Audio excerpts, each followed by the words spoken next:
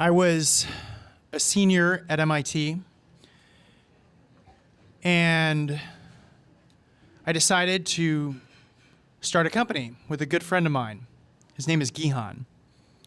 Gihan was one of the best designers I knew. But more than that, he's somebody that I really respected. He and I had become friends junior year. It's a good thing, too, because the startup that we ended up working on, well, we were the only two people full-time. He and I spent thousands, what added up to thousands of hours together. I spent more time with Gihan than I'd spent with anybody outside of my nuclear family. I spent more time with Gihan than I'd spent with my best friend. We were pretty broke, so we rented a room in a shut-down fraternity. And the room had a walk-in closet. We put a bunk bed in the walk-in closet. We slept in the closet for 6 months. I joined the startup in part because I wanted to do something independent. I wanted to do something cool. And Gihan and I talked about that. We talked about our pasts. We talked about our hopes, our dreams, our aspirations. We talked about what we wanted for the future, not just for the business, but also for ourselves. Every once in a while, we'd have a disagreement or two, as happens in a lot of partnerships. Generally, I would say something really stupid or arrogant. Gihan would react, saying, "Hey, man, maybe you shouldn't say something like that." I'd be like, "Don't tell me what to do." And then we kind of just move on, sweep it under the rug. We were friends. We were business partners. And that was fine for a while because the business itself wasn't really a big deal. We didn't really sell anything. We made a few things. The next year, things got more serious. They got more real. We launched on Kickstarter, and instead of selling hundreds of our product, we were selling thousands. We were selling hundreds of thousands of dollars. Like, holy crap, this is crazy. This internet thing is just ridiculous. We brought on new partners, interns, but all of this success didn't make these disagreements, these little wrinkles, any better. It actually, ironically, made them worse.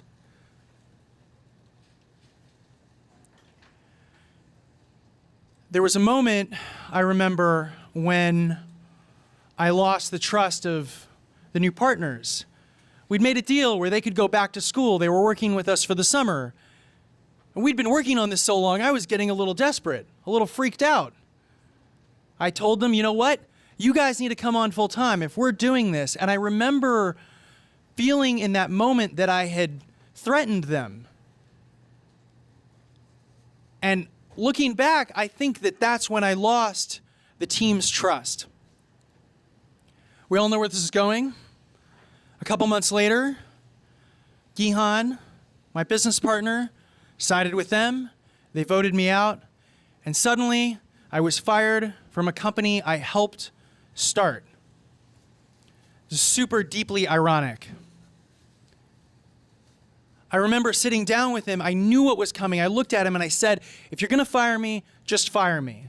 He responds, "That's not what's happening. Nobody's getting fired." But it's exactly what happened. I was so upset. The fact that I saw it coming did not help. If anything, it made it worse. I remember that night, I had to go back to the office to get my stuff. And I was so angry. I felt like something I'd helped build had just been taken from me. If I'm being really honest, I was deeply hurt. How could this have happened? Gihan was my friend. Usually when you get fired, that's kind of it, right? They give you a deal, you take it, you go on your merry way, especially if you're working for a big organization. But with a tiny startup, no. We needed to negotiate. We needed lawyers. I do not like working with lawyers. No offense. I was paying this lawyer with money I didn't have. My parents had been helping support me financially. And suddenly it was like, well, I don't know, you're not doing the startup anymore, so maybe. And suddenly I'm going very, very broke very quickly, negotiating with somebody who was like my brother.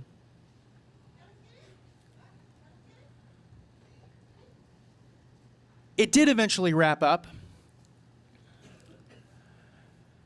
I got advice from a mentor who told me that he had known us both.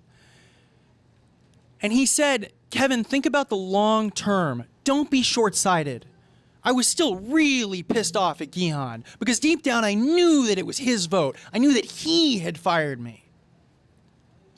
This mentor said, think about the long term. You guys have so much more to learn from each other beyond this company, beyond all this stuff. I moved away from Boston because I couldn't handle it anymore. Everything that was friendly didn't feel as friendly anymore. I wrote Gihan a letter before I moved, telling him kind of my side of the story. I told him all these things I wish I could have said in the negotiation, and a lot of them were regrets, mistakes that I had made too. I also told him the mistakes that he had made, just, for good measure.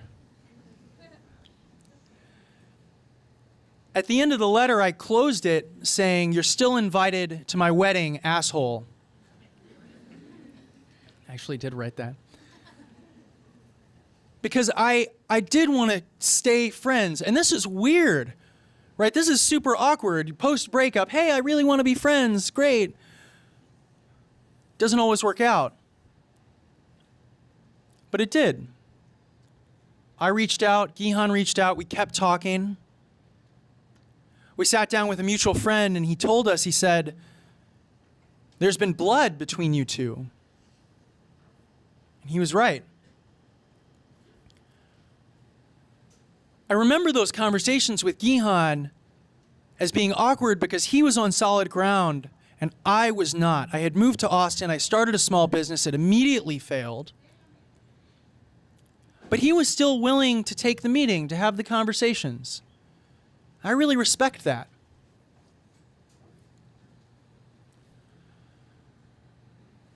Looking forward, I think it's important that you know that after I left the startup, any mention of it got me really upset. I would have trouble sleeping. We made clothes. That's what our company did. And I put all the clothes in a box in the attic after talking to a professor on the phone. He told me, he said, Kevin, you have to be done with this. You need to put this aside. But Gihan and I kept talking. I'm proud to say that when I was in San Francisco recently, when I walked past our store, one of the stores that our startup has, something strange happened. Something very weird for me, because earlier, remember, I would have totally been freaked out. I looked up and I saw the store, and then I kind of zoomed out. I saw all these other stores, all these other experiences. I looked a little bit closer, and I saw the redesign that Gihan had done, and it looked great. It was really cool. There's this awesome photo of the Earth from the moon, and I love space, he loves space, it's great. So I texted him, great redesign, awesome job. I lost something. I felt like I had lost part of myself. But what's so magical to me is that I didn't lose what we had. I'm in grad school here now, and a lot of times people will say, what did you do before, especially at the business school? And sometimes they'll ask, what are you most proud of? And oftentimes, someone kind of is looking for a little bit of work history. Oh, I did this at my job, I did that. And I'm proud of the work that we did together, and I'm proud of what's been done since. But what I'm most proud of is the fact that not only are Gihan and I still friends, I think we're better friends. I think looking back, I was so upset about it, but seeing that store, I realized that, it was fine, that I was fine. Thank you.